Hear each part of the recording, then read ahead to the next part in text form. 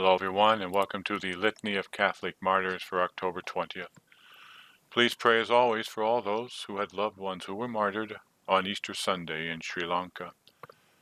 We offer this ministry and this devotion as part of our Catholic promise to defend the faith. And those who we remember today did so with the ultimate sacrifice of their own blood.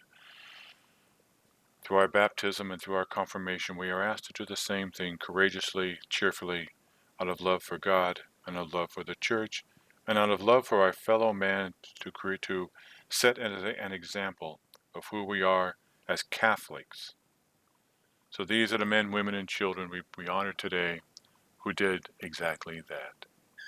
In Poland, St. John Cantius, priest and confessor, being glorious for virtues and miracles, he was inscribed among the saints by the sovereign pontiff, Pope Clement XIII. At Abia, near Aquila, in Abruzzo, the birthday of Blessed Maximus, deacon and martyr, who through the desire of suffering presented himself to the persecutors that sought him. After answering with great constancy, he was racked and tortured, then beaten with rods, and finally he died by being precipitated from an elevated place. They tried to do that to Jesus too. They tried to throw him off a cliff. At Agen in France, St. Capratius, martyr, as he was hiding himself in a cavern to avoid the violence of the persecution, the report of the Blessed Virgin Faith's courage in suffering for Christ animated him to endure torments, and he prayed to God that if he were deemed worthy of the glory of martyrdom, clear water might flow from the rock of his cavern.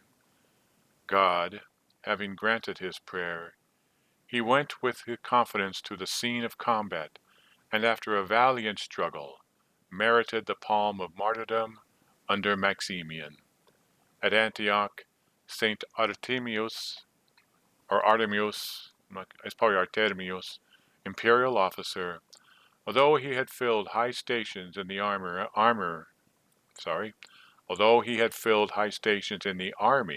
under Constantine the Great, Julian the Apostate, whom he had reprehended for their cruelty towards Christians, ordered him to be beaten with rods, subjected to other torments, and finally beheaded, which was the execution method of the throne. At Cologne, the martyrdom of the Holy Virgins Martha and Saula, with many others. At Minden, the birthday of St. Felician, bishop and martyr.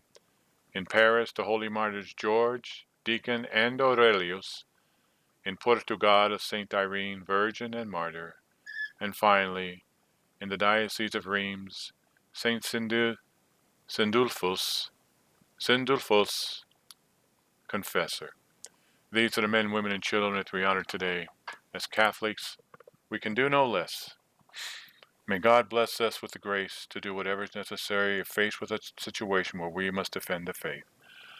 We are weak, but He is strong, and we can do nothing without Him. May God bless us in all that we do. Thank you for being here today.